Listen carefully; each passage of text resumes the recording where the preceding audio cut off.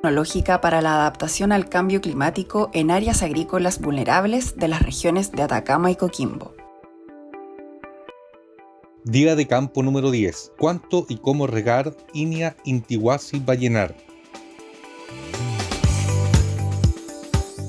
Para lograr un buen uso de los sistemas de riego tecnificado que permita realmente optimizar la eficiencia del uso del agua, es necesario conocer ciertos conceptos teóricos, pero también saber cómo aplicarlos de manera práctica en el campo. Para ello, los asistentes al día de campo visitaron junto a Rodrigo Márquez una calicata realizada en el cultivo de olivos visitado en días anteriores para ver in situ la manera de determinar los tiempos y frecuencias de riego en los cultivos, criterios básicos para la utilización de los sistemas de riego tecnificado. Para poder determinar con una calicata el correcto tiempo de riego en un cultivo, primero se debe determinar para su inspección visual de la calicata hasta qué profundidad llegan las raíces del cultivo. Una vez determinado esto, se comienza a regar tomando el tiempo de avance del agua en distintas profundidades hasta llegar a las raíces más bajas. A esta profundidad máxima de raíces se le llama profundidad efectiva de raíces. El tiempo que toma mojar dicha profundidad depende de ciertas características del sistema, tales como números de líneas de riego por hilera de cultivo, distancia entre goteros sobre la línea de riego y caudal de los goteros. Como referencia, para mojar los primeros 50 centímetros de profundidad de suelo con doble línea de riego y goteros de 4 litros por hora distanciados a 50 centímetros entre sí, el tiempo de riego debiese ser de 3 horas aproximadamente. Para estimar el contenido aproximado de agua de suelo se pueden realizar ciertas pruebas en terreno. Dicha prueba consiste en tomar un puñado de suelo desde la pared de la calicata a la profundidad deseada y apretar la muestra tomada con la mano. Si la muestra mantiene la forma sin resquebrajarse, pero al apretar nos deja la mano humedecida, significa que ese suelo está cercano al estado de saturación de agua. Si la muestra mantiene la forma gracias a su humedad, pero no nos humedece la mano, significa que el suelo está cercano al estado de capacidad de campo y es un estado en que la planta dispone de agua para extraer con sus raíces. Si la muestra mantiene la forma al apretar, pero tiende a resquebrajarse y no nos humedece la mano, significa que aún tiene cierto contenido de humedad. Finalmente, si la muestra no se percibe húmeda al tacto y se disgrega fácilmente en su forma luego de apretarla, significa que el suelo está seco. En el caso de la muestra de suelo evaluada en la calicata del huerto de olivos, indica que el suelo está en un estado de contenido de agua en que el olivo puede extraer agua sin problema. Sin embargo, para cultivos como la vid o las hortalizas, dicho contenido de humedad sería problemático, pues las plantas se encontrarían bajo estrés por déficit hídrico. Por ello, en este suelo en particular, un cultivo hortícola requeriría riego cada 2 días o incluso día por medio. En este huerto el suelo es clase textural franco-arcillosa y la frecuencia de riego es cada 3 días. Ya teniendo claro cómo evaluar el grado de humedad del suelo, se puede realizar la medición del tiempo que toma el sistema de riego mojar en su totalidad la zona de raíces. Una vez determinado dicho tiempo, se utilizará este como parámetro de correcto tiempo de riego. Si se riega por más tiempo, el agua pasará más abajo de la zona en que las raíces puedan utilizarla, por lo cual esa agua se pierde por percolación y se produce una ineficiencia en el uso del agua. Por otra parte, si se riega menos del tiempo correcto, las plantas no tendrán suficiente agua antes del próximo riego y pueden llegar a sufrir estrés hídrico. En un cultivo establecido en un huerto, basta que una vez se haga el ejercicio de realizar una calicata para estudiar la frecuencia y tiempo de riego, para que podamos realizar un calendario bien ajustado a las condiciones locales y así optimizar la eficiencia del uso del agua. Para ello, la calicata para evaluación del riego es una herramienta totalmente factible y recomendable en la agricultura, independientemente del tamaño de la explotación agrícola.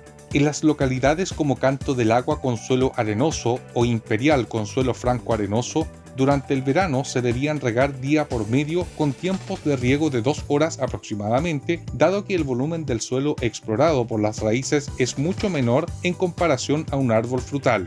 En las condiciones locales, la demanda total de un cultivo de olivos ronda los 8.000 metros cúbicos por hectárea al año, lo cual es baja en comparación a otras especies frutales. Pero no hay que dejarse engañar por la cifra anual.